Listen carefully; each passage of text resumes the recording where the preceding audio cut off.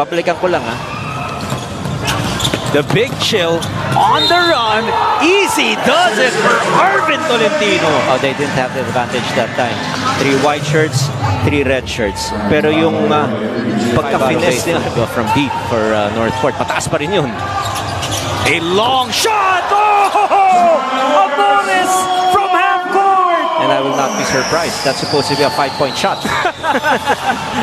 Amores. You know what's incredible? Yung pagtira niya, swabe eh. It did not look forced or anything. Natapikan will recover. Gives it up to Arana. Out to De Los Santos. Open from deep. Knocks down the 3. Nasira pa tuloy yung net natin dun sa Tristy De Los Santos. Yan ang Converge. Ganun ka-shooter? Ito si JL De Los Santos. Parang si Rane.